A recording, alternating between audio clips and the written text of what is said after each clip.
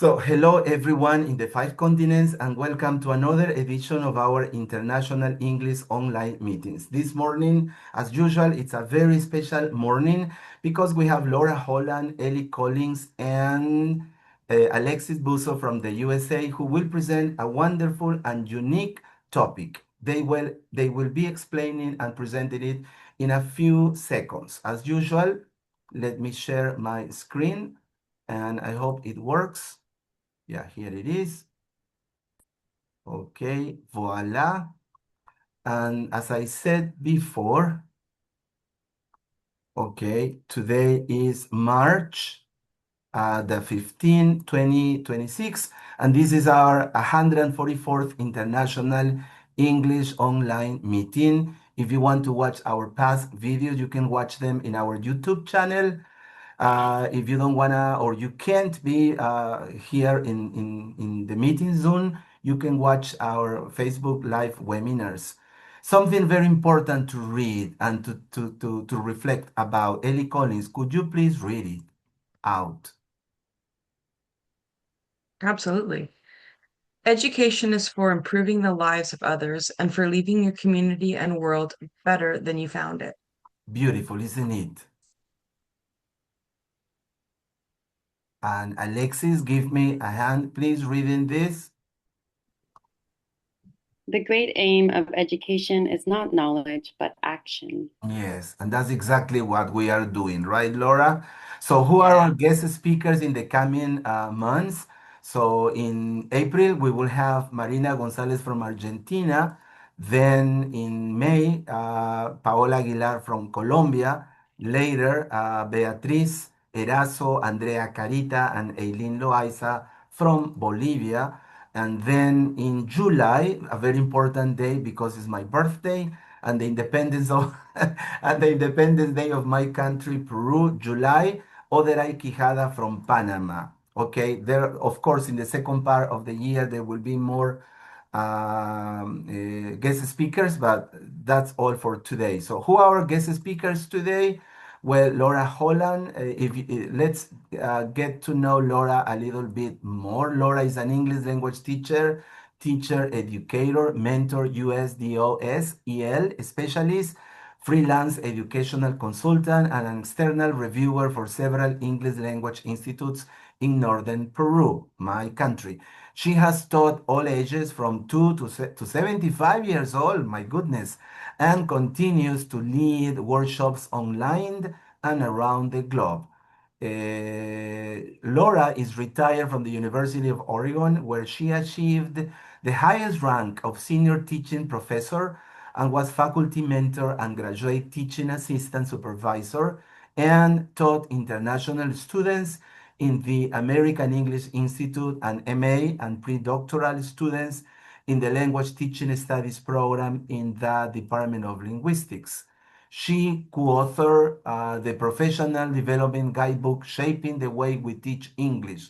I love that book, Laura. I use it all of the time in 2013 and has recent chapters in the development of personal learning environments in higher education, promoting culturally responsive teaching and learning autonomy 2024, and Empower Women in ELT, a collection of worldwide stories 2023 for Rilo, Mexico. I need a copy of that book, please, Laura. And Ask finally, Gracia Mendoza, or okay, I will Araceli. ask her. I will ask her Araceli that. can send Okay. those to you. She works on EL specialists and Fulbright training projects and as a volunteer educator for the Teachers for Ukraine and Teachers Without Borders initiatives. Wow, beautiful, dear Laura. Now, our new friend and colleague Alexis Busso she's a PhD student in the Policy Program Evaluation and Research Methods (PPRM), emphasis at the Gevers Graduate School of Education. She earned her BA in International Studies and Spanish in her MA in Language Teaching Studies from the University of Oregon. For 6 years, she taught English at an international university in Tokyo, Japan. Her prior research examined learning technology in education, and collaborative teaching and practice. At UCSB, her research interests focus on retention and persistence initiatives to support student success. Our new friend and colleague Ellie Collins is a University of Oregon alum who holds a BA in linguistics and an MA in language teaching studies. She taught English in Colombia for a year, where she developed a strong interest in language learning, intercultural communication, and applied linguistics. She currently lives in Oregon and works in HR operations for a global nonprofit where she draws on her background in language teaching to support workplace training and communication.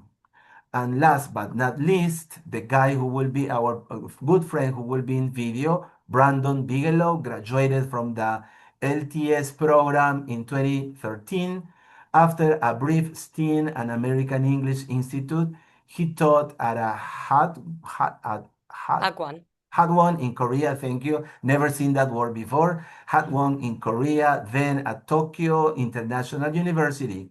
He currently teaches at Kansai Gaidai University with a special interest and self-actualization. So thank you so much, Alexis, Laura, and I forgot your name, and Ellie, for your time this morning, and the screen is all yours. You may start, dear Laura. All right. Thank you so much, Jaime. Let me put Thank up you. let's see, and let's get this into slideshow mode. Oops. Yes, please. All right, we don't need that. All right. Hello, everybody. I'm going to jump right in because we have a lot to talk about, and I want to make sure we have time for everything. So I was calling this session Student Teachers plus, okay, here's a math problem, right? We were talking about math before.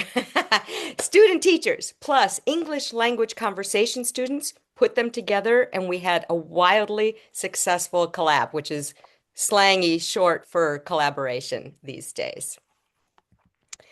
Just a couple of pictures. I have pictures, a few pictures that I gathered up from over the years, and some really fun things. Now, let me just quickly, hold on, I have to move everybody over here to the other side. It's always a little tricky with Zoom. All right, so I'm going to just quickly explain what the different pieces of this kind of complicated course were. So there's LT, which is language teaching in the language teaching program, 4 or 537. The 437 students were undergraduates. The 537 students were graduate students.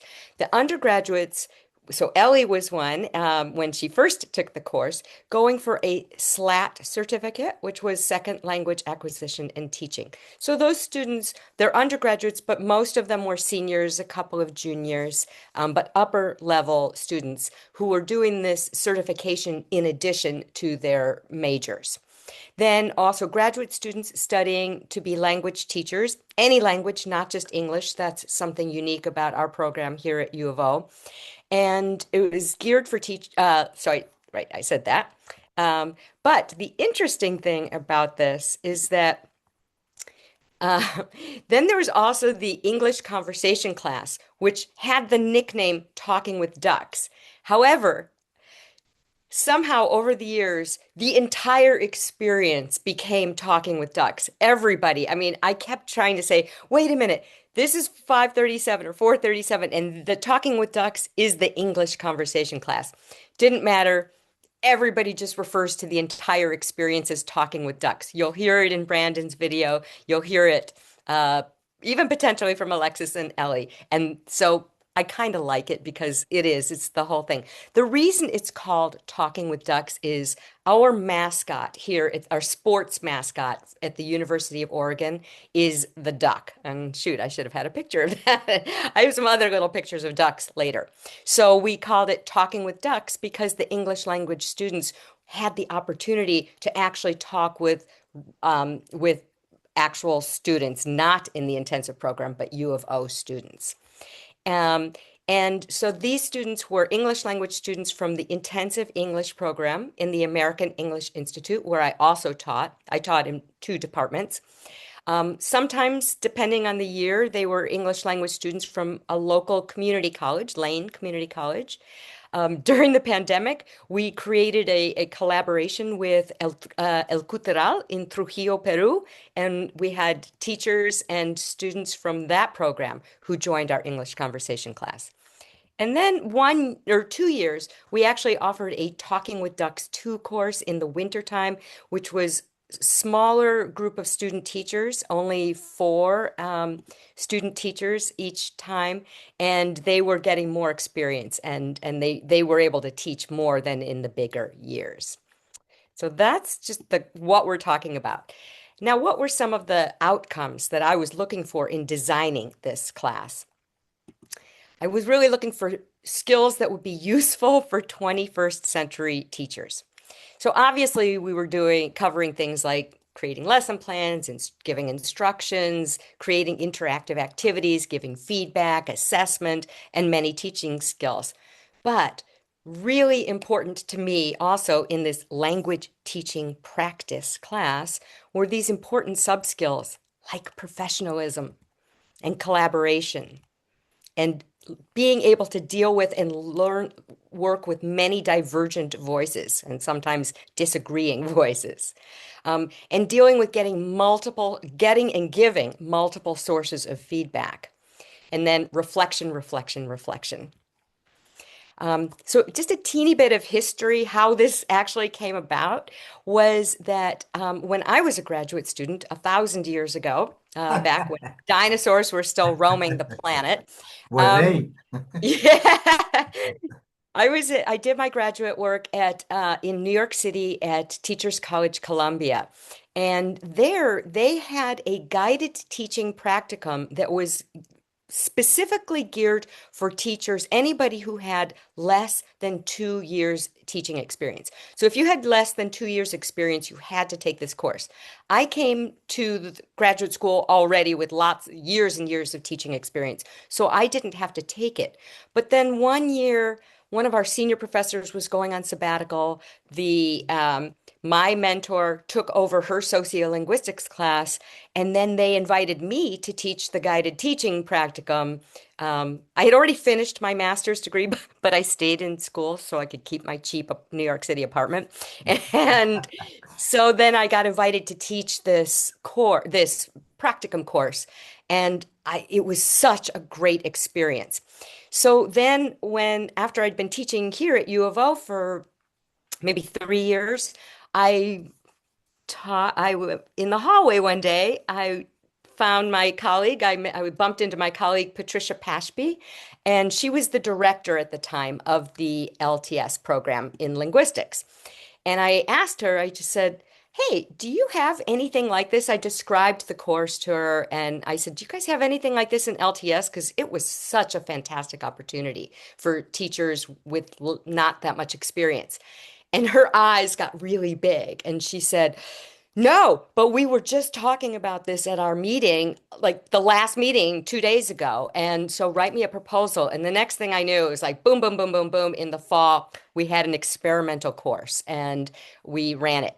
So the first one, the course itself was really fun, really great. There were about 30 student teachers. It was wonderful. But all we did was micro teaching.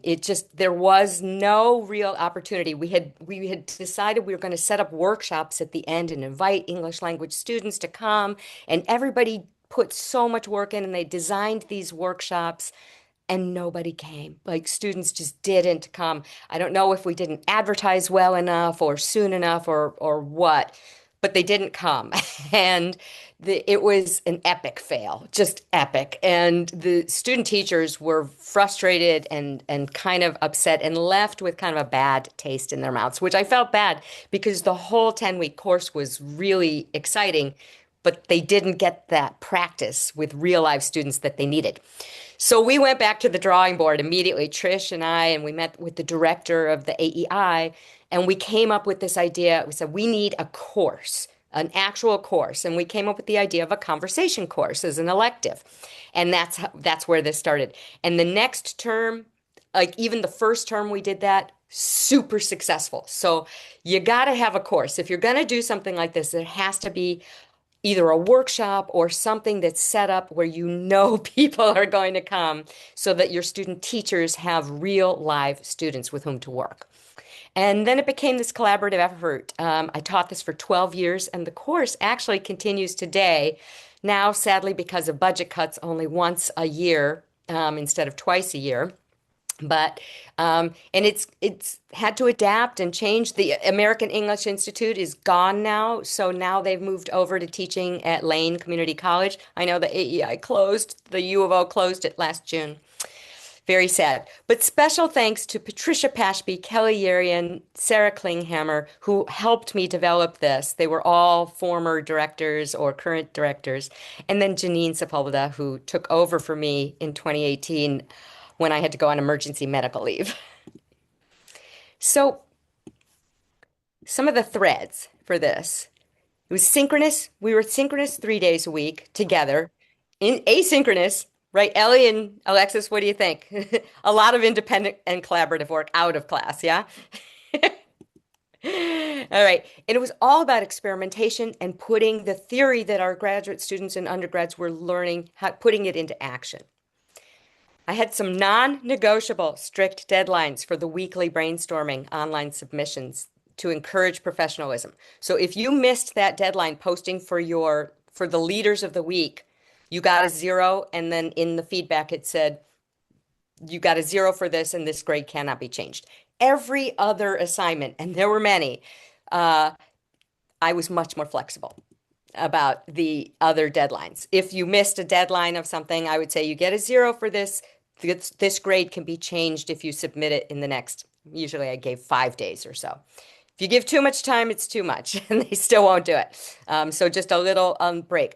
But non-negotiable for posting for the leaders of the week, because I really wanted to teach this value that you do not leave your colleagues hanging. You don't leave them without the materials that they need. If you needed more time to do an assignment, do one of my assignments solo. But if it's for the leaders, you have to get it in now. Why? Because when they're actually teachers, deadlines are not so flexible, right? So student teachers have to learn this professionalism and responsibility. And sometimes it's step by step, right?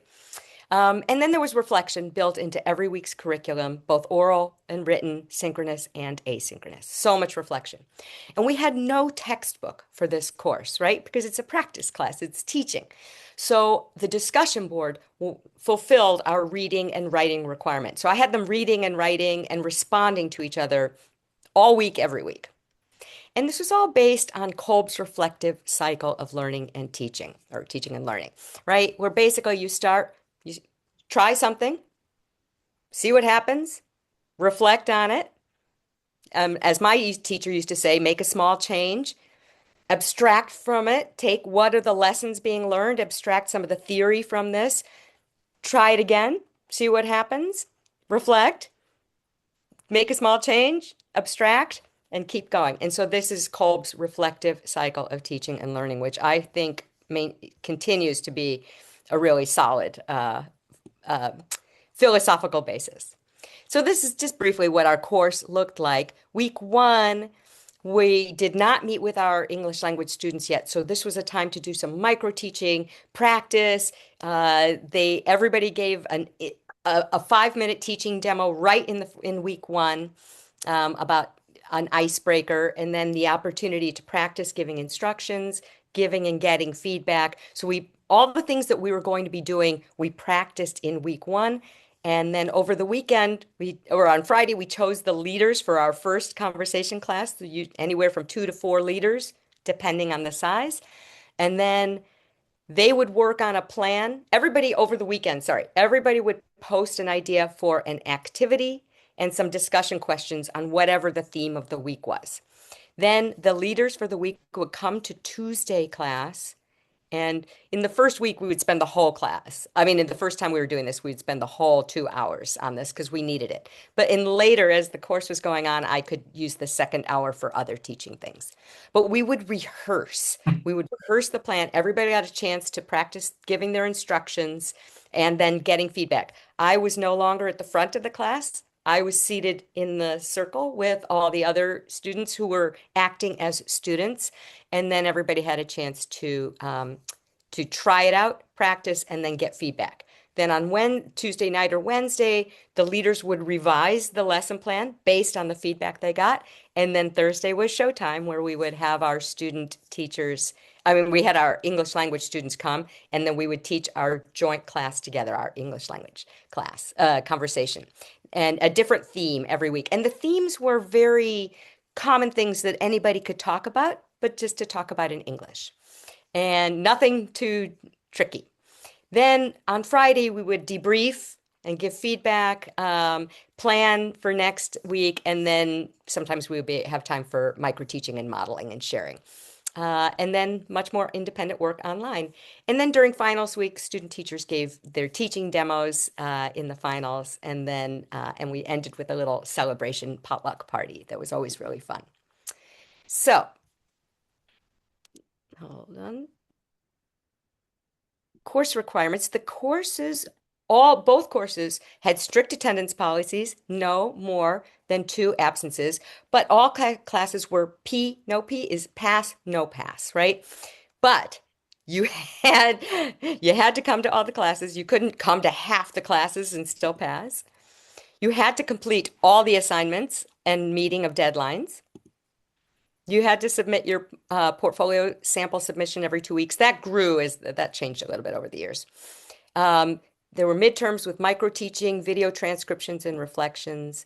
And then there were 5 final projects, 1 for each thread of the course, basically. So a micro teaching in any language, and that was really fun because we had so many languages. They had to do a redo of a lesson plan, but they didn't have to come up with original material if they didn't want to. They could, but they had to pick a theme from any theme, and it could be one we did or one we didn't do, and then piece together activities from the discussion board that other people had done, but create a new lesson plan. And then another video transcription and reflection, a final portfolio check, and a final reflection. So this is just like a sample of what our course website looked like online. We have weekly assignments. This one had the video, the midterm. This was a reflection from the previous week, and this was the activities and discussion questions for the coming week. All right, just some samples. More samples. Okay, in this next section, I've been talking. We're going to hear from former student teachers, Alexis and Ellie, who are here today, and then one, Brandon, who made a video. He's in Japan, and it's 2:30 in the morning there. So Andy, his family coming to visit. Yeah, so he made a video instead, which I really appreciate. And then if we have time, I have several who graciously filled out their responses to some prompt questions on a Google form. And then I have some responses from several English language students too. So I'm going to stop sharing for the moment now as I introduce Alexis Puso. Hi, everyone. Can everyone hear me? Yeah, perfectly. Good morning. I'm very happy to be here. My name is Alexis. So as was mentioned in the introduction, it's been about 8 or 9 years since I was in the program, but I do remember the Talking with Ducks seminar very well. Unlike the amazing Laura, I did not enter grad school with a lot of teaching experience. I had just done some volunteer teaching in Colombia, but working in a multilingual setting is a very different type of experience, and the Talking with Ducks gave me that opportunity. So I think about like a quarter into the program, I was later hired as a graduate teaching assistant at the American English Institute. And so that was a really great way to apply what I was learning. But like a lot of the other students, we didn't have a lot of teaching experience before entering into the program. Um, so I'm just going to talk a little bit about my experience, some of the things that surprised me, and hopefully give you guys some tips. And then if you have any questions, I'm happy to answer those. So I think one of the greatest benefits is what Laura wrote, which is putting theory into practice. So we spend a lot of time in the classrooms learning about theories of language teaching and language learning and concepts, but it's really hard to imagine what that would actually look like in practice. And so the way that Laura sets up the class allows for us to put those theories into practice. And so we would have a partner to collaborate with where we had to meet. And this is also a really important part of the experience because actually I knew Brandon Bigelow. We both taught together at a private university in Japan. And the setup of that school is you teach up like two sets of skills. So, for example, I had a reading and writing course, and then you have a partner teacher who teaches those same students in, say, a speaking and listening class. And so every few weeks, you and your partner teacher gets together and collaborate. And you have to think about how you can work together so that what they're applying in one class is also applicable to another class and that there's this kind of like seamless integration. And so having that experience in the teaching with dogs was really helpful because there's just, yeah, a lot of different ideas, different ways of thinking and doing things. It also taught me a lot about just kind of what happens like on the ground. So because we were lesson planning and thinking about how long activities take, the logistics and flow, learning to manage time, thinking about how to physically move students and whether doing something in pairs or small groups or as a whole class is better. So all of those things we were thinking about as we were creating the lessons. We also tried a lot of different, I think what was called like toolbox, teaching toolbox. So different types of icebreakers. If we had an idea for teaching targeted pronunciation, we would be able to actually apply those. And yeah, there were just a lot of different types of topics that we had in the discussions. And I really think the reflection part is something that should be emphasized more because, yeah, as Laura mentioned, there was a lot of reflection through everything that we did.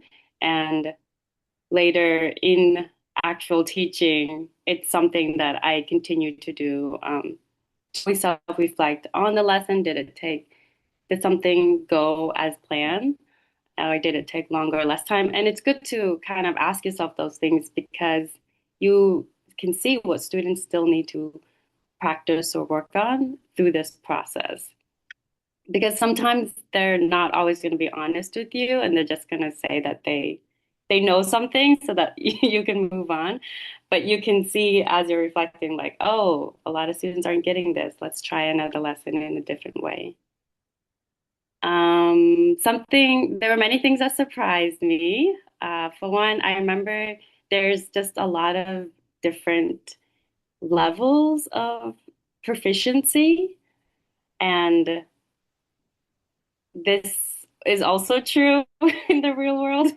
Even though, so I taught, we had different sections, and even though they like, take tests or they are put into their sections, there's still going to be so much variation within those sections of proficiency.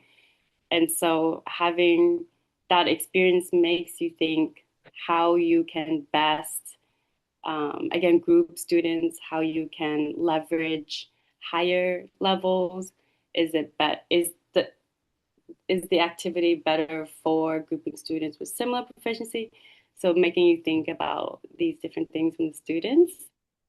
And then, of course, as I think many people experience, things don't go don't always go as planned. That's an important learning experience as well.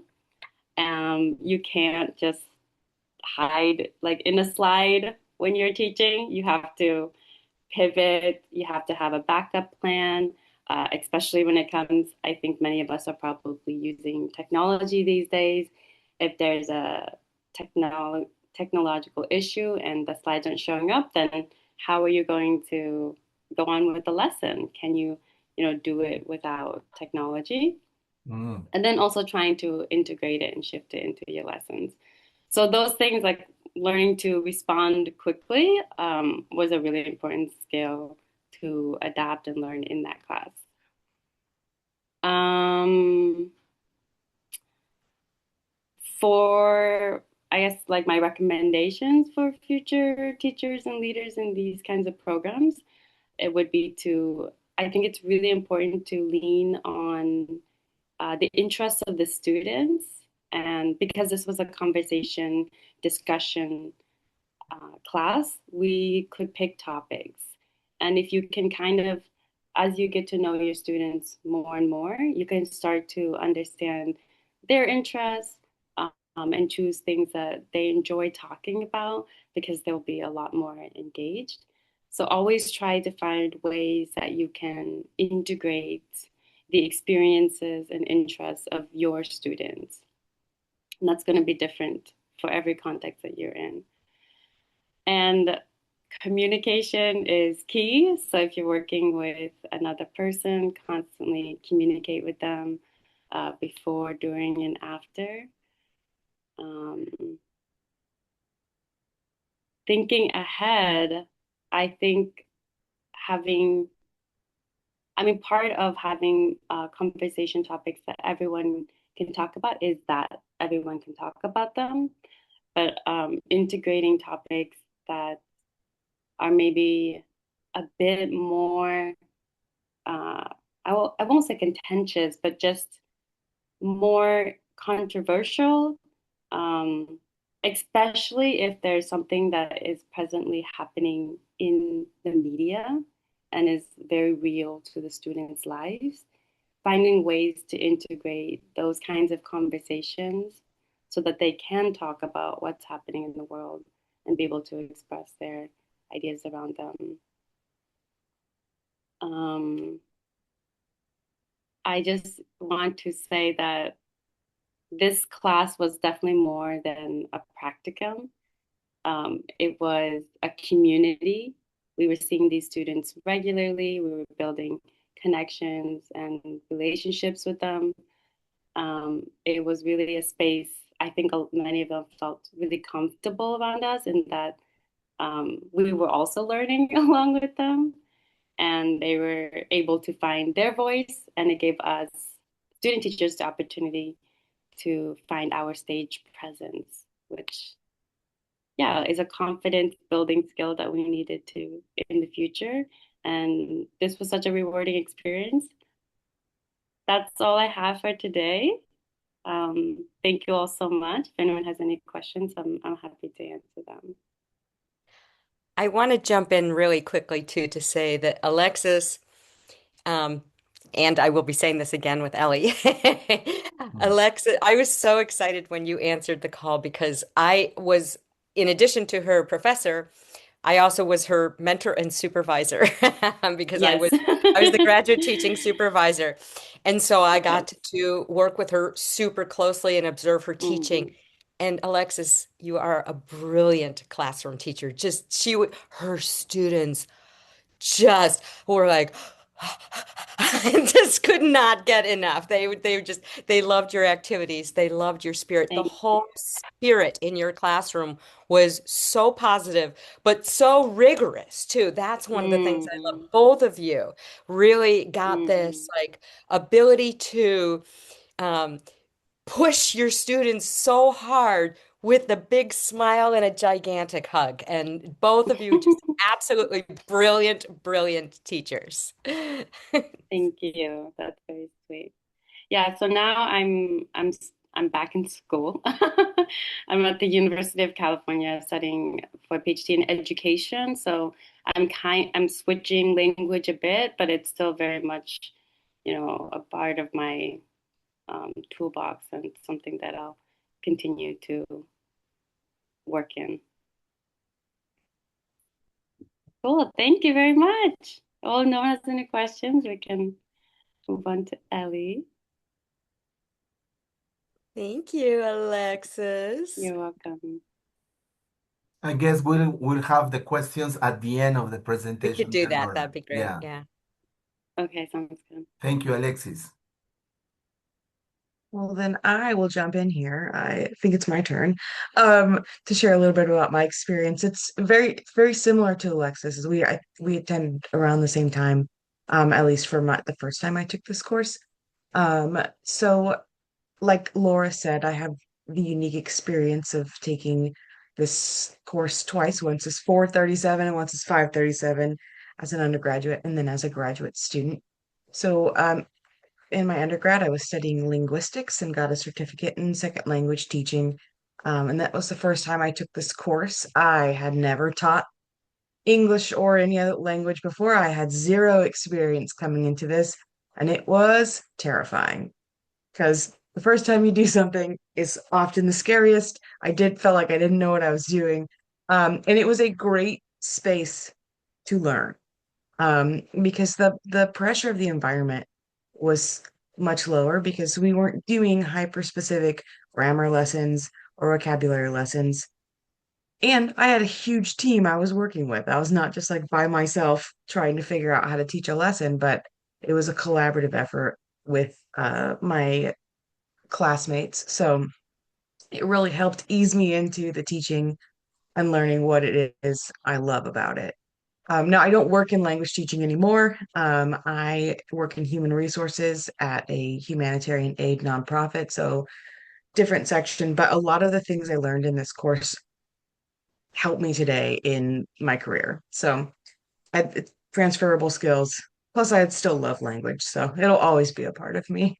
When I took this course, uh, when I was studying my master's in language teaching, it was a very different experience because we had to move online because the U of O campus closed because of COVID.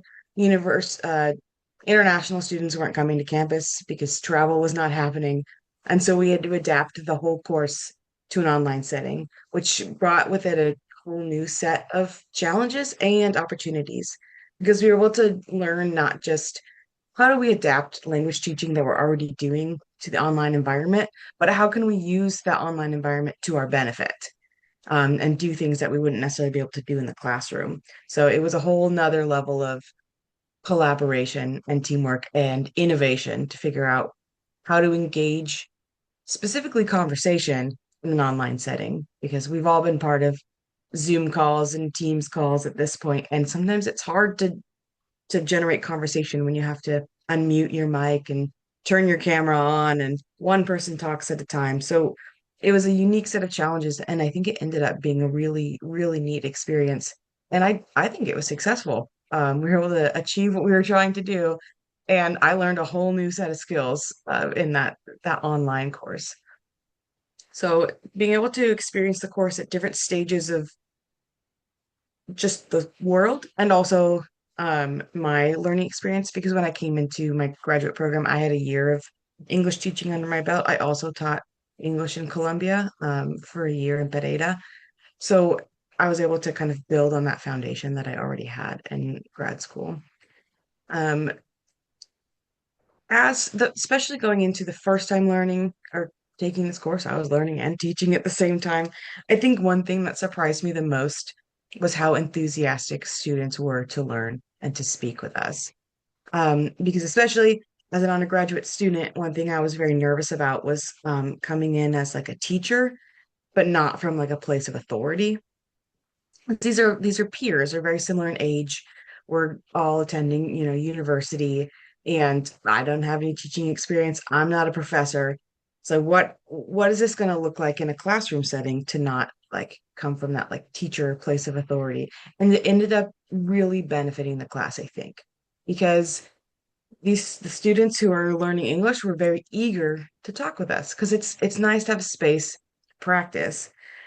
And the fact that we were peers and learning as we were teaching, I think really helped create a lower pressure environment that was safe for people to to try new things, to make mistakes, in the same way that we as new teachers were trying new things and making mistakes.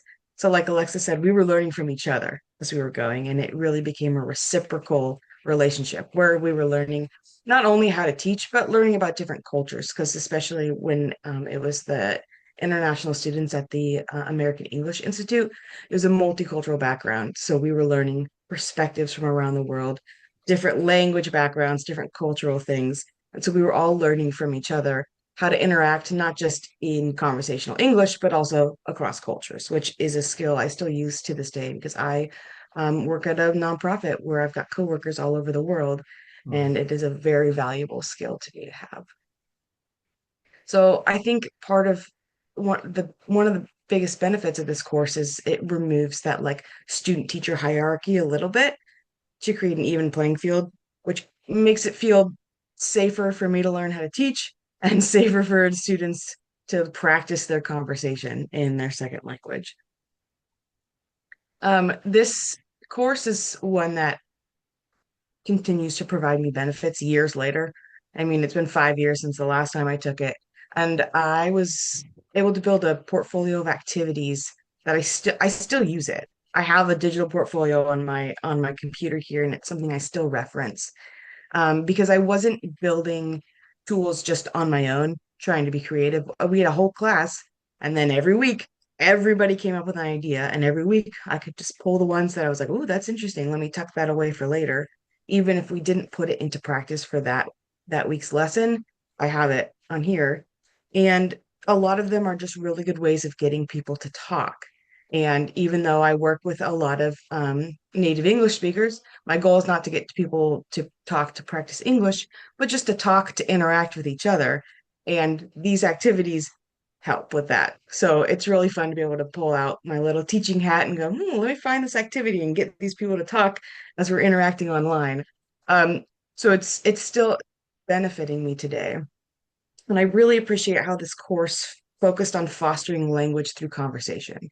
We learned a lot about cultural competence, intercultural communication, and focusing on conversation and context. So learning how people actually talk, how they actually speak to each other. I know there was a lot of conversations about slang, about swear words, about when is it appropriate to use which words, how can you talk to your teacher and how is that different from how you can talk to your friends, and it's these pieces that sometimes it's like, oh, we shouldn't talk about swear words in an academic classroom, but if you're going to be using the language in context, you should know how to use it in context. So I think that was really important to be able to learn from peers, and it's kind of fun to talk about. I mean, like, and Mm. to think about, like, when can I use that word and when is it not appropriate? So that was a really neat perspective on um, intercultural communication. It's really cool. One thing that I wish I did differently, and I would encourage anybody who's trying it, is I was I've said this several times. I was very nervous at first, and I like stood back and just let other people do things before I would step up and be like, okay, fine, it's my turn, I'll do something. And I wish I took every opportunity that I could to lead, to teach, to share an activity, to interact with students. And I got better as time went on. I got more confident in what I was doing. But I was afraid of making mistakes. But that's how we learn. We learn by making mistakes. It's a part of just learning a new skill. So the best way to learn to teach is by teaching. And so there was a great first step into not having to own the whole classroom, but every couple of weeks I would teach a lesson, and it was a really great way to get my feet wet and to learn what I liked about teaching, what areas I needed to grow in, and what areas I was doing well in and I could really strengthen and rely on. So that was like something I learned is like the more you do it, the better you get at it, which is easy in theory and a little bit harder in practice when you're actually making those mistakes. But overall, this was one of the most practical and impactful courses that I took in both my undergraduate and graduate studies. It's taught me skills I'm still using, helped me develop confidence as a teacher, practical skills, and then, like I've said, a deeper appreciation for intercultural communication because we focus so hard on conversation. At its core, the course showed that language learning is really about human connection and communication. And that's what I'm still focusing on today is that human connection piece. So I'm so grateful for this.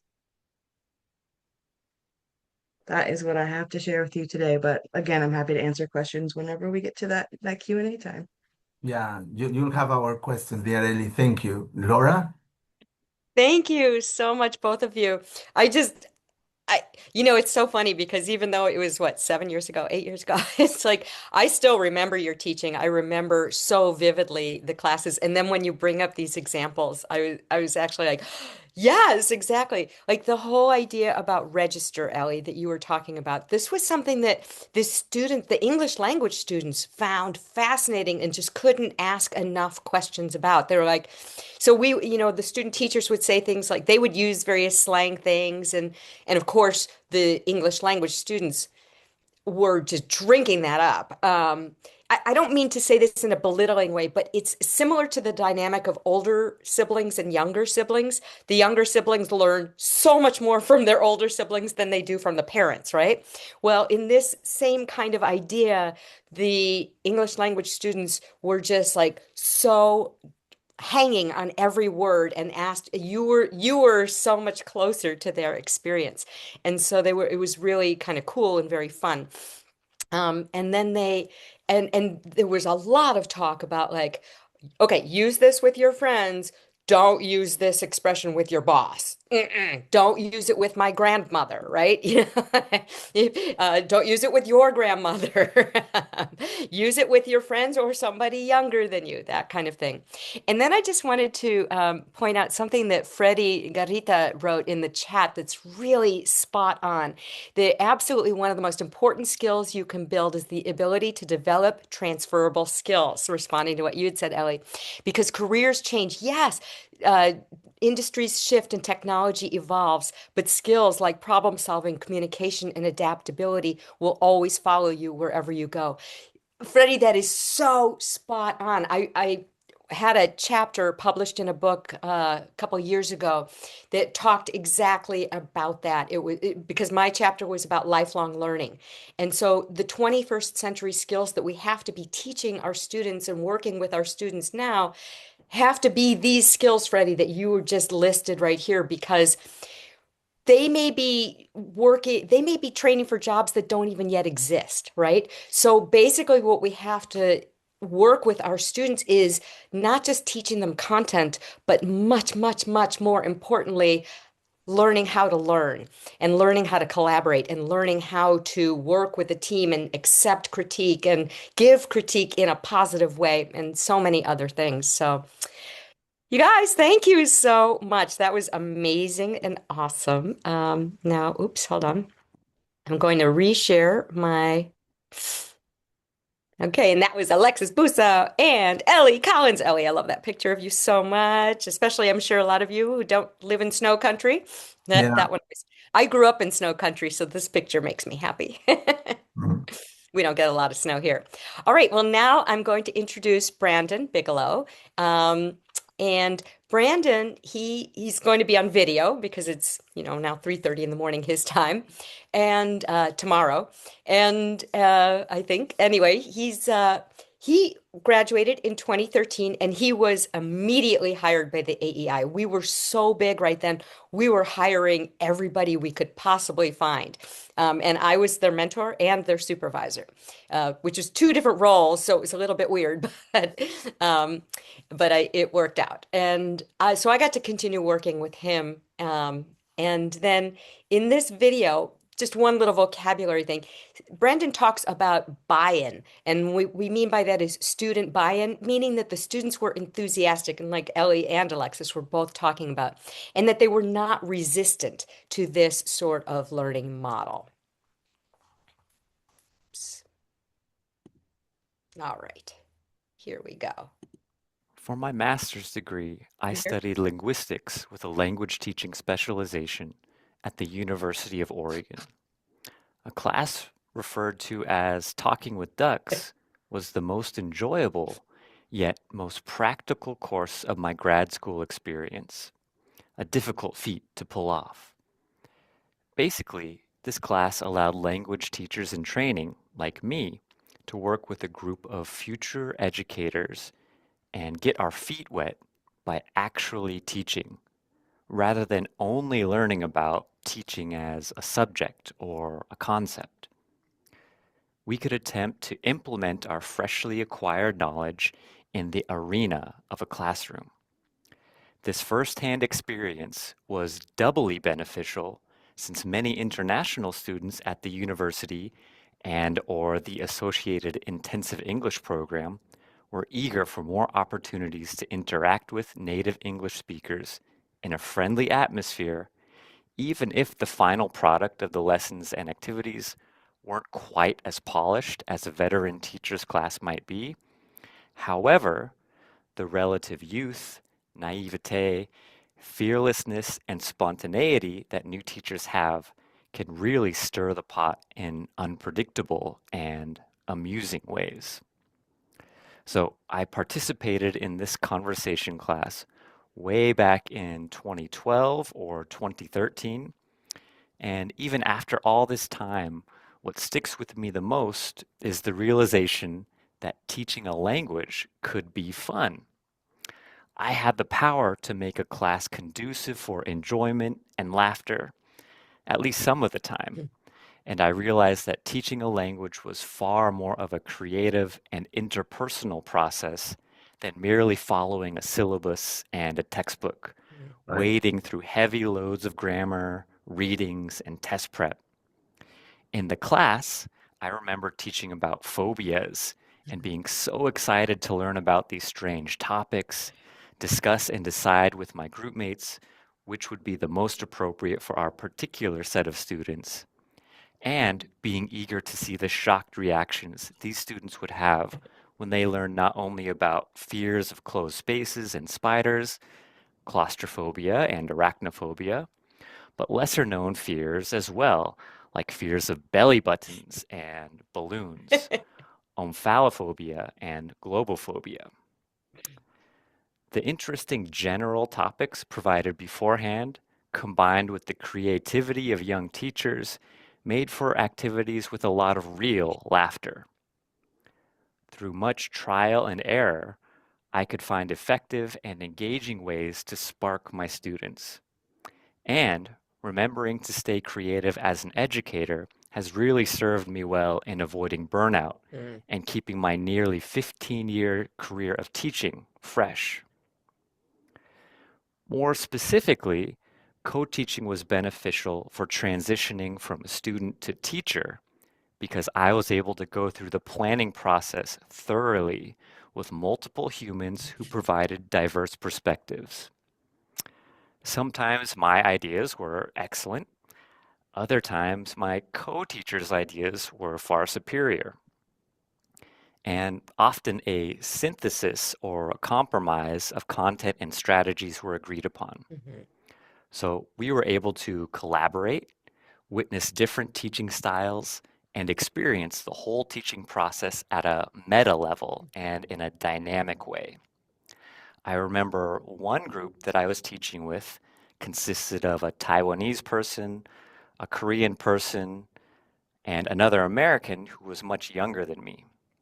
We all had different personalities, different teaching styles, and different ideas to effectively and compellingly deliver a lesson.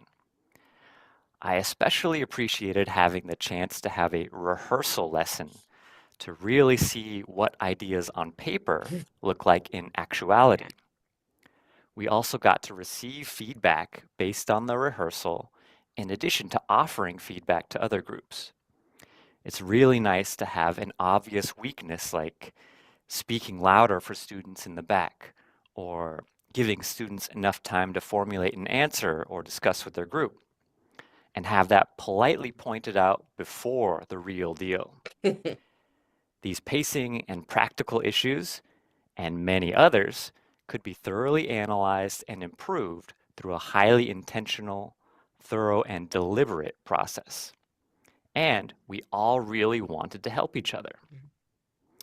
So, speaking of wanting to help each other, one necessary ingredient to make the class truly successful was buy-in, both from the student teachers and from the actual students who wanted English practice. For the teachers to be, it worked great because the language learners were actively choosing to attend, so usually were eager and willing to participate. Furthermore, there was minimal pressure because of the collaborative and encouraging team approach, and because of having had the opportunity to do a practice or rehearsal session with the classmates and having a chance to fine-tune the lesson after feedback really boosted our confidence that we would have a solid actual lesson with the language learning students. And from the students' perspective, I think they thought of it as a way to get free extra language opportunities from enthusiastic teachers without having the burden of needing to study for a test or take it too seriously. So each group was helping each other in a truly win-win sort of way. And because both parties wanted to be there, very much wanted to get better at teaching and learning English, and frankly, wanted to smile and exhale. The mutual buy-in was in many ways natural because of the course structure. But it would need to be carefully considered and emphasized if another iteration of the course were to be attempted.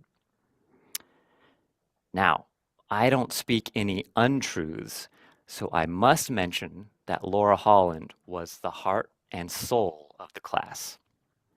Yes, the teachers and students put on the show of the final product, the lessons, the activities and discussions and feedback. But Laura was the conductor who provided the optimistic vision of what a healthy and happy classroom environment should be like. She embodied and emanated joy and curiosity and encouragement. Without that tremendous force of smiling support, you would still have a solid framework for a course, but the human driving force catalyzing it all needs to be recognized as fundamental.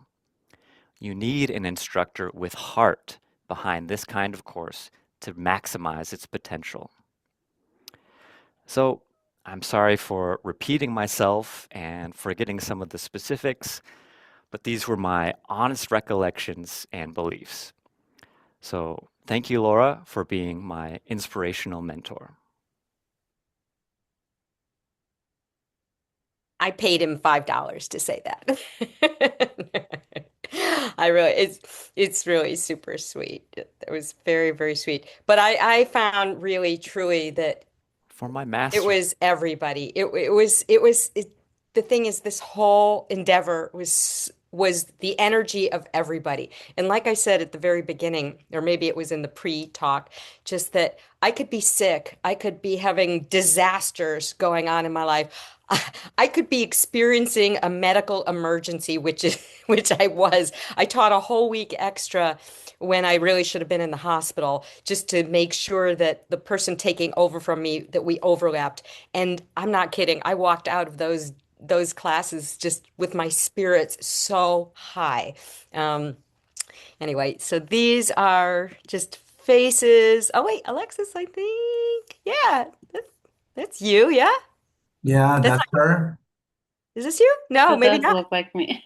It does look like you, but it's not you. This wasn't your group. I thought this was earlier, so I was a little confused, but it looks a But lot. I looked like a student when I was there as well. I Yeah. still do. But also it's a little blurry, so it's a little bit hard to say. But anyway, this one. Okay, here's Brandon. Here's the gentleman who was just speaking. And this was in 20, I think this was fall of 2012 when he took the course. Oops.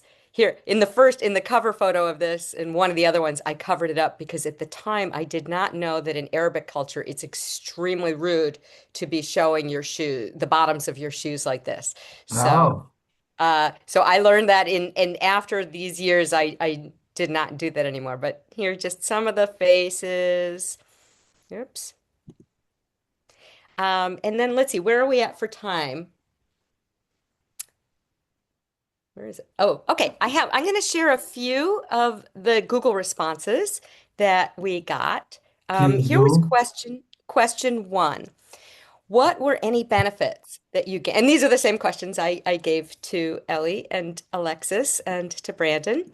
Um, what were any benefits that you gained from taking LT 4 and 537, language teaching practice, and co-teaching the Talking with Ducks English conversation class?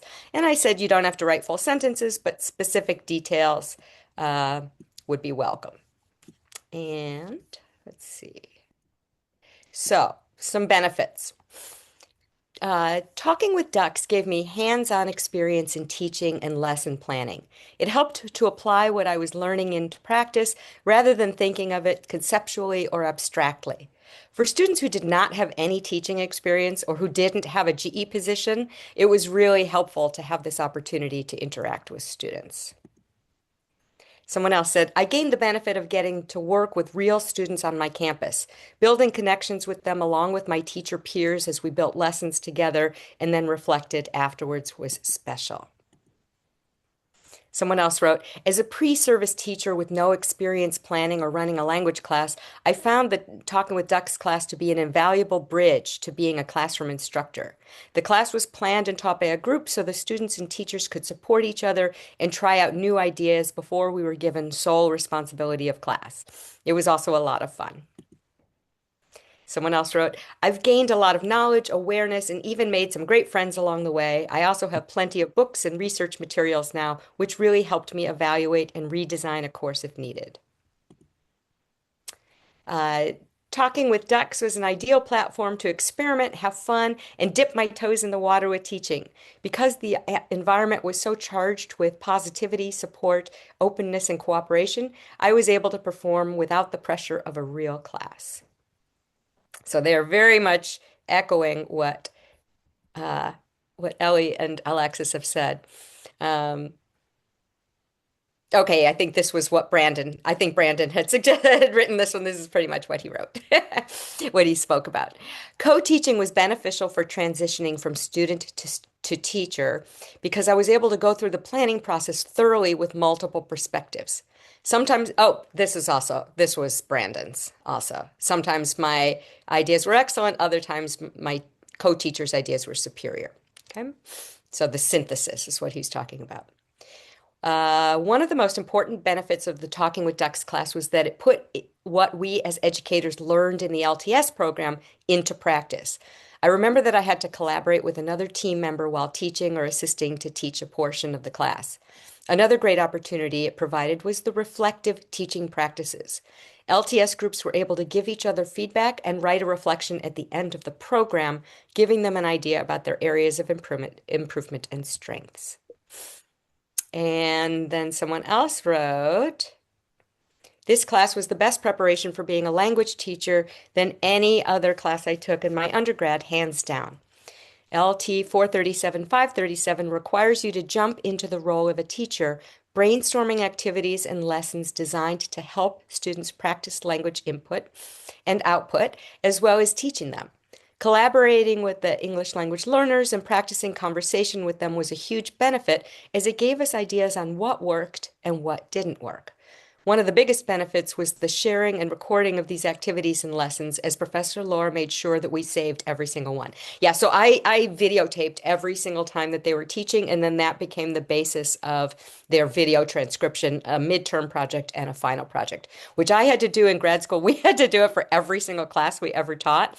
And that's that was a lot, but it was probably the single best thing I ever did in all of my teaching. I highly recommend that every teacher, no matter how experienced you are, you videotape yourself or audio tape yourself. Then you take the extra step of taking a small part of it and actually transcribing it to include the ums and the ers and the pauses and the commas and the ellipses, anything so that you get a really good idea of how you are actually presenting yourself, not what's happening in your head, but what's happening in reality.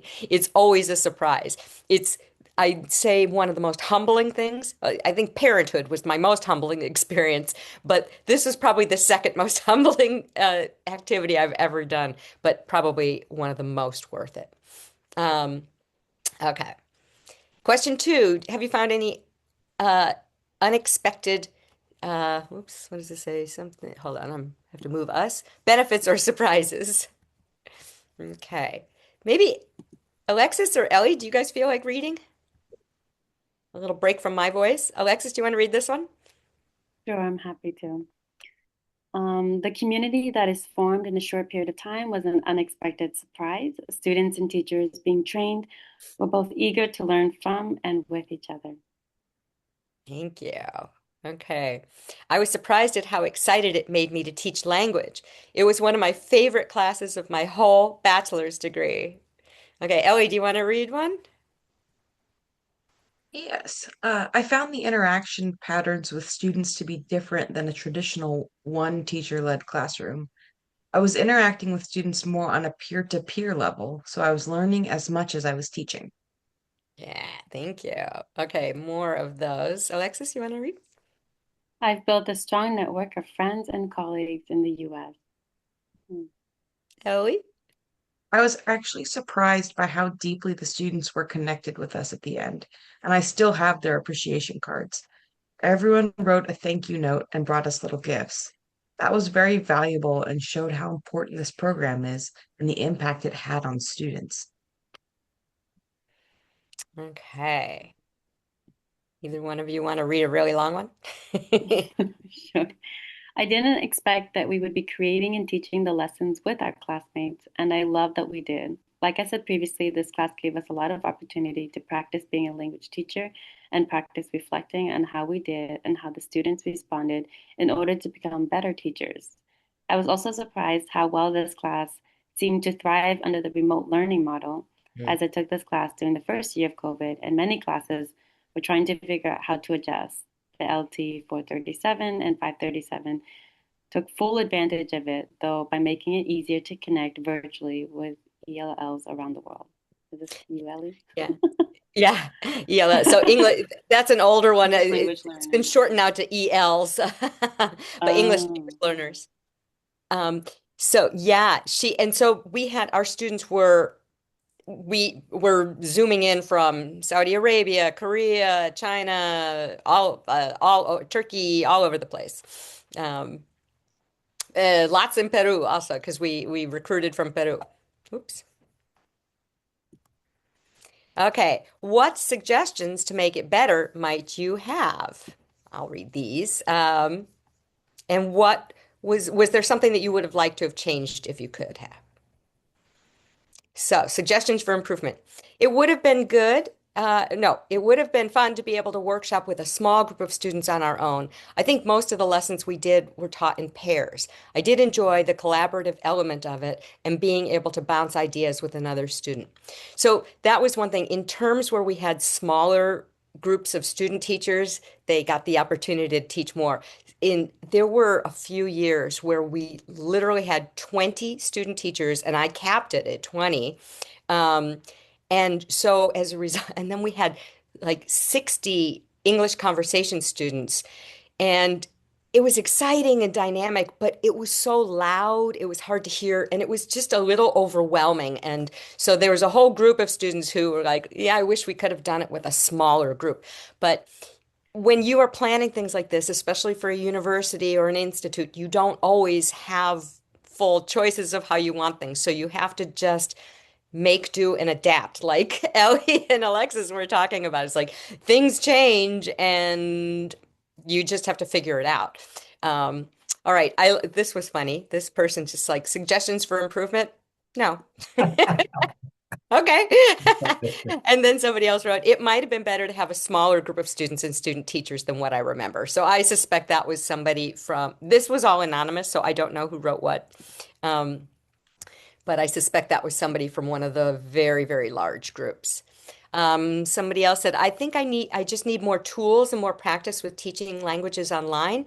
I graduated in 2019 before COVID, so I didn't really get much exposure to remote teaching back then. Um, And by the way, I had given webinars, tons and tons of online professional development workshops already by the time of COVID. But when COVID hit, I had never te taught one, like a language class.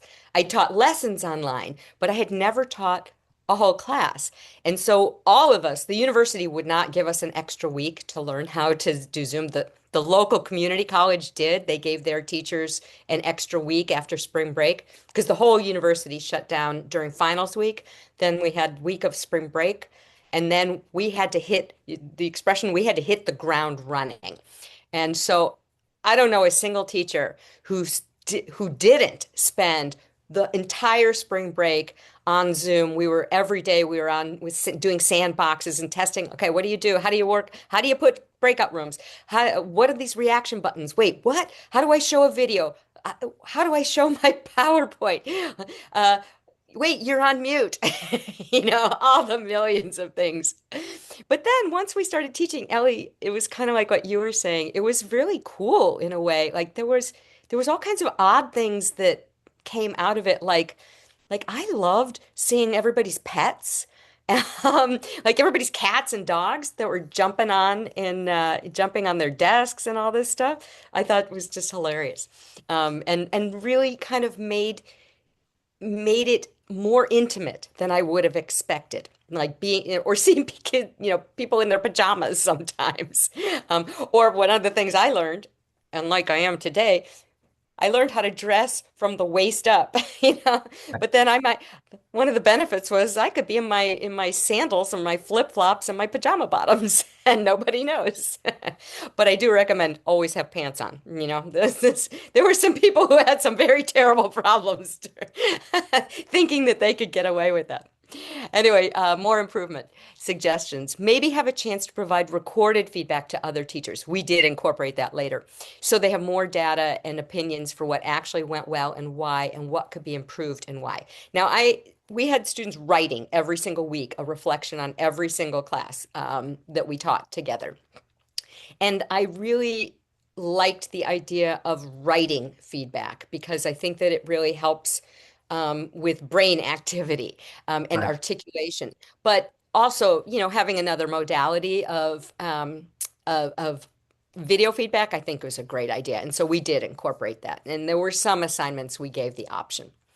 I think I like the program as is and don't recall any particular areas of improvement. Keep doing what is good.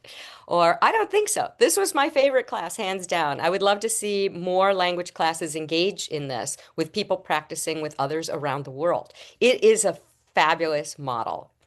All right, and then this was just a section. Is there anything else to add that didn't fit into any of these other questions? So one person wrote, this was a wonderful class to take and should be required for anyone going into second language learning. I would argue that anyone who wants to study a language in general should take this class, as it is very beneficial for showing how to structure conversation practice, both for yourself and for others. Professor Laura Holland was also a wonderful professor and perfect for teaching this class, and I think that anyone who goes on to teach this class should ask for advice and ideas for her on how to do so. Well, the person who took it over was the person who hired me for this, and she didn't need my advice on this, but she was the person who helped me create the course. This class felt like community. Oh, wait, Alexis, do you want to read this one? These are a little bit small on my screen. Oh, This sorry. class, oh, it's okay. I Okay. can see it. This class felt like community, learning, joy, culturally responsive, abundant, and just the right amount of challenging as I began my teaching practice. Thank you. Ellie, do you want to read the next one? In Peru, my home country, there are many indigenous languages. After completing my LT 4537, I've developed a deep respect for and appreciation of these languages, which add so much color and soul to our country. Thank you. And then somebody wrote, thank you so much for this opportunity and remembering the former LTSers. So now, just quickly, some responses that we got from English conversation students. And I found a box with old evaluations in them and I pulled some of these from there. So I remember a couple times we asked students, what adjectives would you use to describe your experience in this class?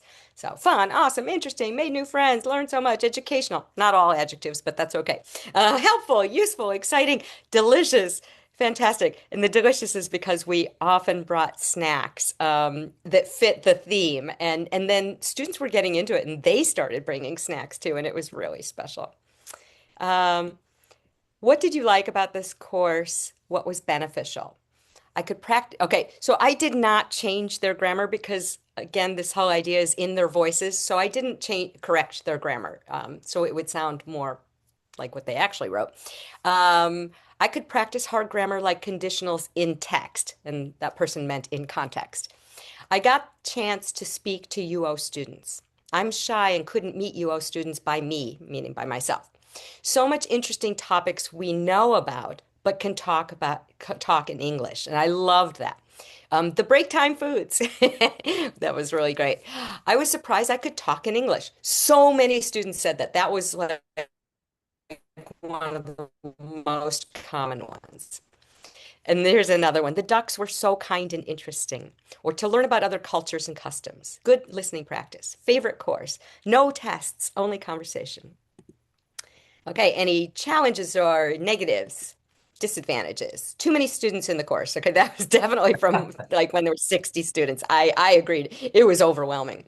I felt shy to talk if people talk a lot. And what this person was trying to get at was it's hard to jump in. So that was a problem for some of our students, for sure. I wish for more classes every week, not just one. I was struggled at first, but after a few weeks, I get more confidence in my speaking skill. This one was one of the most consistent ones we got from people. Sometimes the ducks talk fast or use slang, but they encourage us to ask a lot of questions too, so it was okay. I had to stay out of the video because of religious restriction, but ducks and teacher made it okay for me. Oops, hold on. There it is. So much new vocabulary, but this good too. All right. And then, is there a specific memory that you would like to share? I like talking and eat snacks in break time and trying new international foods. I learn about so many other cultures and people. Oops. When the ducks did skits and we guessed what was the faux pas, that was a really fun one. There's an idea. Was that in either of your groups? Did you guys do the skits? No, it was super fun. One of the groups came up with this idea during the etiquette and cultural customs. They did skits that contained terrible cultural faux pas, meaning like terrible mistakes or things to do that are rude. And then the students had to talk with each other and identify what were the faux pas that they made, the mistakes, the cultural mistakes. That was really, really fun. I highly recommend that. I think that was my class. I remember writing up about that.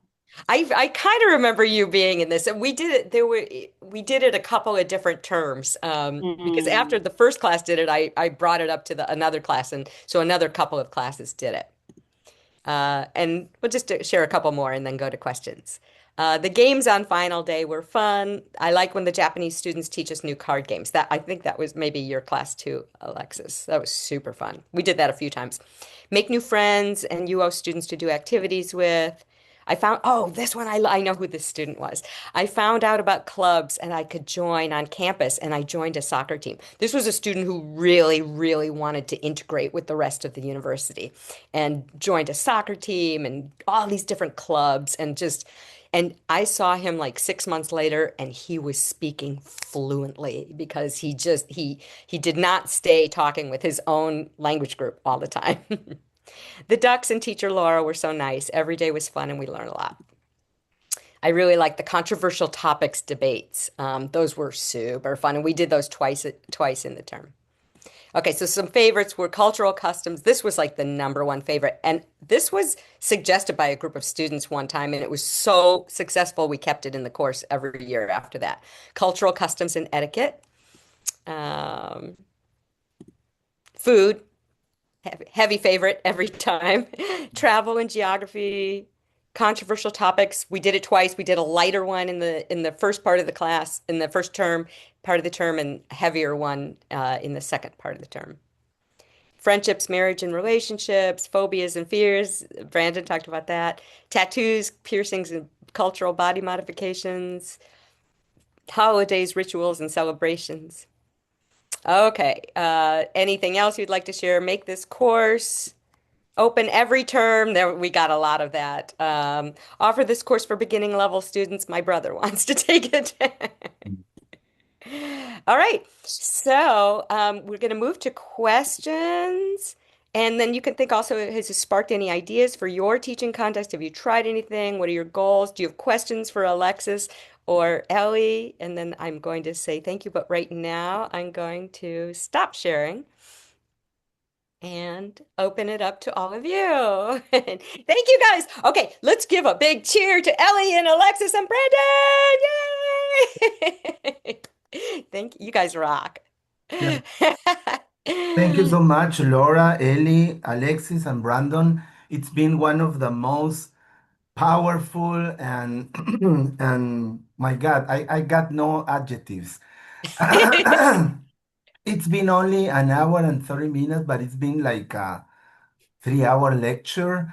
Uh-oh, that's not a good thing. No, no, I mean because of the great tons of knowledge, ideas, because what you presented is what you planned, what you did, and the and what happened, the post. I Mhm. started writing in many posts, but then I say, oh my God, it's too much.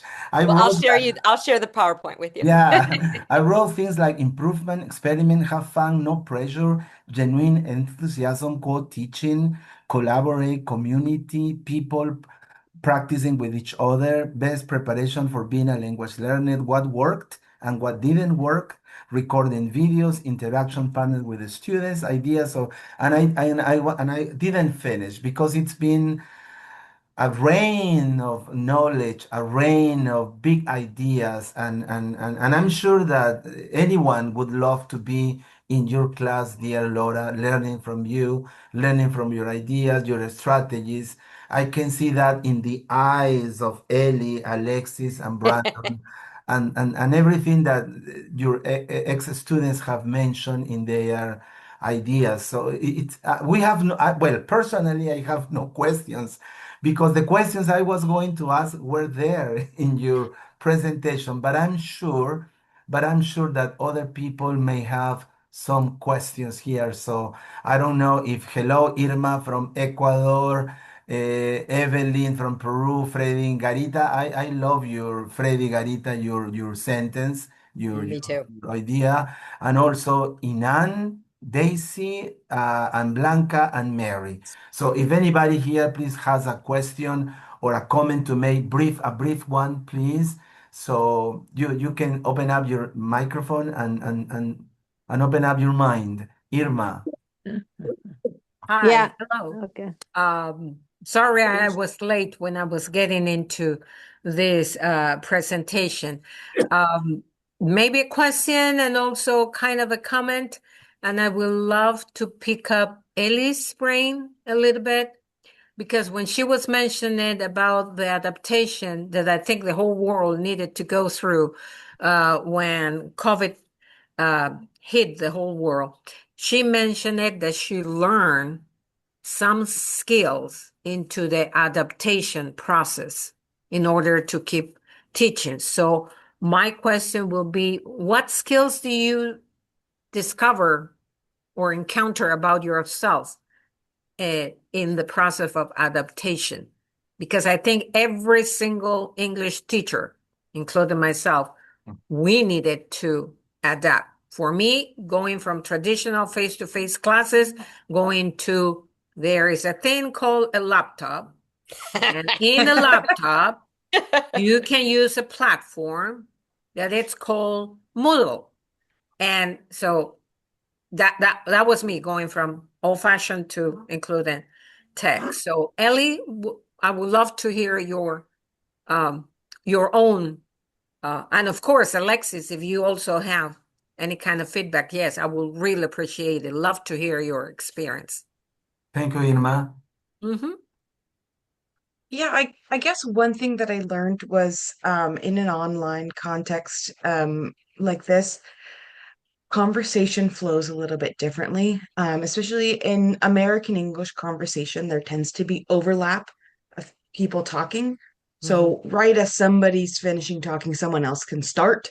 There's not a lot of pauses between when people are talking. That does not work very well online because of the way that you have to unmute, and usually the Zoom only allows one voice to come through at a time. So even if multiple people are talking, you can only hear one person.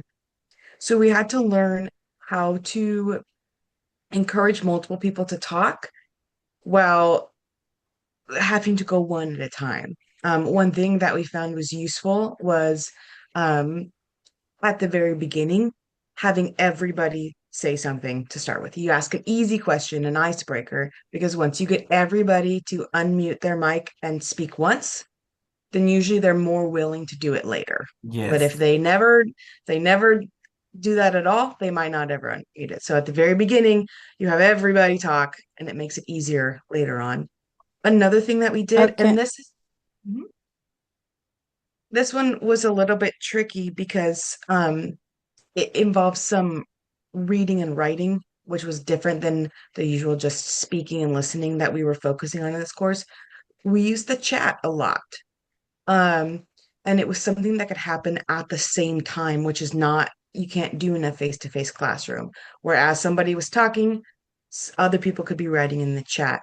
And one thing we started doing a lot is we would put a question on the screen and that everybody type their answer in the chat and wait to press send. And then everybody would press enter at the same time. So then everyone's answers show up at once. And that helped create a little bit of interaction to be able to. It was like having everyone speak at once, except for it was in the chat function instead of online. So it was learning which activities could translate exactly from the classroom to online, and then how to use the tools that we had to encourage people to speak. We found another thing we found is having cameras on helps to be able to see people's faces. But you can't force that if people don't want to. So I Oh, Right. yeah. think it was a big level of building trust in being allowed to have your camera on. Yeah. Yeah, that's true. Sometimes there was connectivity problems too with the Yeah. cameras. People were in regions where it was if they couldn't connect if they had their cameras on or they couldn't see the videos. Yeah. Right. From our Iman, end, if somebody has the mic and somebody has the camera on, sometimes you lose the connection. So you have to make a decision about even keeping the Exactly. camera on or not. Thank you, Ellie. Really appreciate your comments. Uh, Inan, Inan yeah. had a question. Yeah. I also, no, it's not a question, it's just a comment. I also joined late. I regret that, but the reason why is because I got notified late about this webinar. So I'm glad that I did was able to join. I'm also a pedagogical advisor, and I also, we actually train teachers and stuff like that. And now we are actually online. We're in East Jerusalem now. So you all talked about the positive things, when teaching online. But actually now with AI, there's one negative aspect, which is students tend to go translate from Arabic to English, and then they would just read. And, it's not as beneficial as when they actually, try to translate themselves. So that's it. And also, I would appreciate if you would share the PowerPoint with us. Yet I'm not finding a way to share it here on, I used to be able to attach it here in the chat, but I'm not seeing any way to You do it. you can send it to me, dear Laura, and Yeah. they can send me a WhatsApp message, and I will send it to them. Okay, that sounds good. Or the other thing is And I do we post, have your WhatsApp? Do yeah, you have your I posted WhatsApp in my the group? WhatsApp and my email, and you can send me a message and I will send it to Oh, you. okay. That way, Okay. I'll send you a PDF of it. Yeah. Oh, Okay. I might not Thank send you. a PDF because then you won't be able to hear Brandon if I do that. Ah. Okay, and we have 2 more minutes. Anybody else before the president of our community speaks up her mind? Anybody else? I guess it's time for the president, Raj Jill, to summarize in a very wise way about this wonderful present. Thank you, Laura, for your big Yes. work. Yes, Yes. and also thanks to Ellie, Alexis, and Brandon. I Yes. felt like if I was in a wow conference that I'd Mhm. never been before. It's been so professional. Mhm. Everything has been covered. Everything. So thank you so much, dear Laura. Please, Raj. Wait, before Yeah. Raj speaks, can I just please thank Ellie and Alexis so much? You two are so brilliant and you were so perfect. And thank you for answering the call. You made my week, my month. Thank you so, so much. And Alexis and Ellie, you should be with us next year presenting a webinar. I'm sure I'm sure that many people will love to see you and hear you in action and by yourselves, Alexis and Ellie. Okay, then you'll have time to say yes or no. Raj, go Yeah. on. Well, I'm just so blown away by this presentation. The enthusiasm, the energy, the demonstration of how important it is to have head and heart in the classroom. Is that we need both. And Wow. also, a quick question about you said you were in a circle, not in rows like normally in the classroom. Is that true that you were working in a circle? Uh, yeah, يخرج جاهز during خذه. feedback. So when the student teachers were presenting their activities, then I sat down with the rest of the students, and my role was then not شوف as مستوي teacher, تعال but شوف مستوي sorry. ملحه منيح وكل شيء قبل Oh, ما أطفي. somebody's Yeah, I heard yeah, there Irma. we go. Okay, No, no. yeah. Okay, okay. So I love this head and heart in the classroom. Yeah, I love so it too. I sat with the student teachers, and then my voice was just during the feedback sessions, my voice was just one, not more important. Right. Sometimes I would say, okay, sometimes I would see something and I was like, ooh, this is not going to work in the classroom. And so then I would offer that. But I was seated with the rest of the students during feedback time. And in fact, when I was being evaluated by a supervisor, they always wrote about that. They always said, I really liked that you were sitting with the students and that you weren't up at the front of the class when the student teachers were presenting. Right. And so, and Yeah. I think that really helped create helped the collaborative environment. And I would recommend any professor to do that, to sit down with your students and be one of the just make yourself sort of equal in that role, especially during feedback. Well, What a beautiful answer. It is about modeling inclusivity and creating an opportunity for demonstrating equality rather than just having it as a word. And so you show, and it's already been mentioned, the adaptability skills. That was so brilliant. That's that comment that was in there. And we need, and I already mentioned, we need to attend with heart and with head and not just with head. Thank you to all of you, Ellie and yeah, Ellie, Alexis, and Brandon. and Lexi and Yeah. Brandon. And Well, Laura, good to see you. Lots of smiles, lots of heart from all of you. And this is what you've passed forward to all of us. yes, you did. Before Laura, Alexis, and Ellie say their final words in this webinar, let me read what Evelyn Lanao from Lima, Peru wrote. Thank you very much for this insightful webinar. It was extremely relevant and meaningful for us.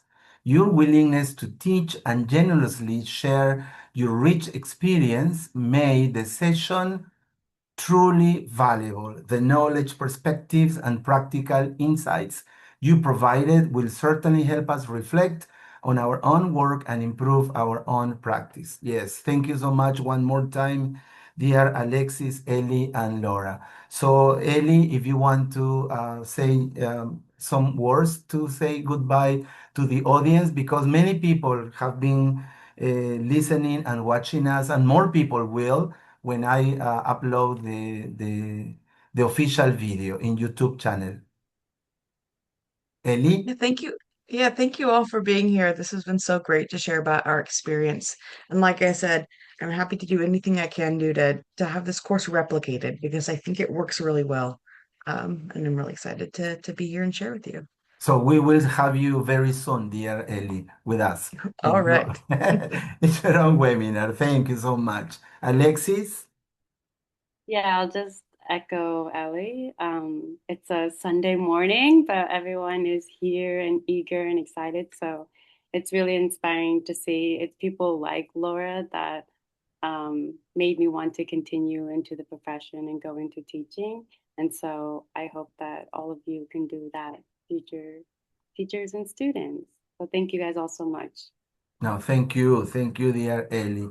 And last but not least, Laura Holland, thank you, thank you, thank you, thank you so much because since the very first moment I met you, I realized how professional you are, you were, and you will be, and the great human being you are. Thank you so much, dear Thank Laura. you. I remember the day I met you in 2015 It's time in for us to cry. It's time for us to cry. I know, in Trujillo. Yes. Thank you all for coming. Thank you to the Facebook audience. Thank you to is the YouTube audience also? I don't know, but and thank you to our community, our amazing community. Thank you all for coming on a Sunday morning. And Ellie and Alexis, again, thank you so much. Yes, well, they will be back with us. Yeah, I think so. There is no way to run away or escape from us. You're stuck now with us.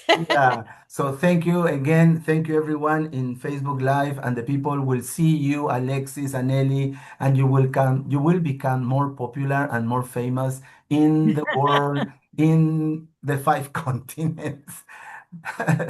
So see you. Thank you, Irma, Evelyn, Raj, Inan, Mohamed. Hello, Blanca, Daisy, Marilu, Freddy, and everyone in the five continents. Goodbye. Hello, Mohammed. Nice to see you. Hello, hello.